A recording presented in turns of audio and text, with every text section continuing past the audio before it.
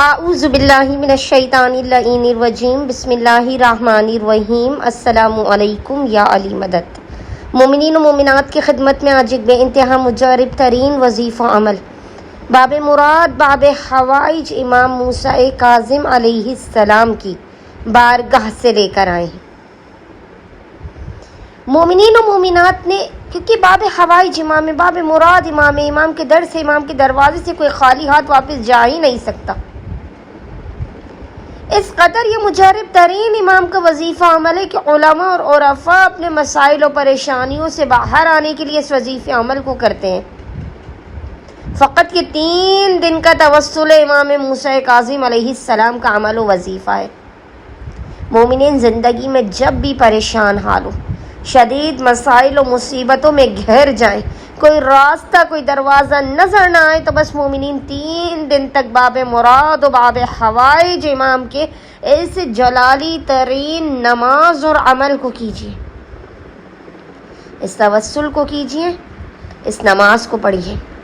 3 دن کے اندر آپ کی حاجات لازماً آپ کو باب مراد و باب حوائج امام کے صدقے میں عطا کی جائے گی۔ اگر آپ کو آزمانے ہی کا دل ہے تو بے شک آپ اس عمل کو نہ کیجیے۔ اگر آپ امام کے باب الحوائج ہونے پر عقیدہ رکھتے ہیں اور یقین کامل رکھتے ہیں تو آپ اس وظیفے عمل کو کیجیے۔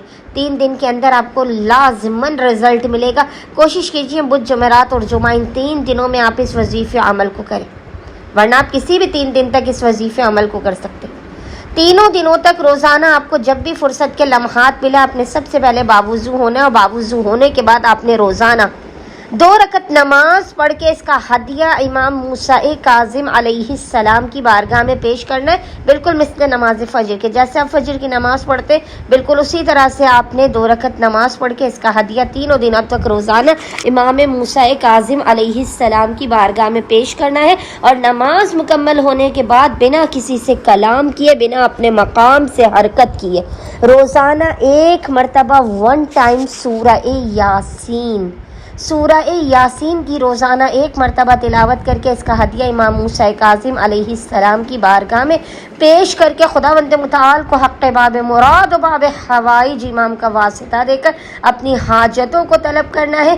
امام کے باب الحوائج ہونے پر یقین کامل اور اطمینان رکھتے ہوئے اس وظیفے عمل کو کریں۔ خداوند متعال 3 دن مکمل ہونے سے پہلے ہی آپ کی خالی جھولیوں کو بھر کے آپ کو بامراد کر دے گا۔ اللہم صلی علی محمد و آل محمد۔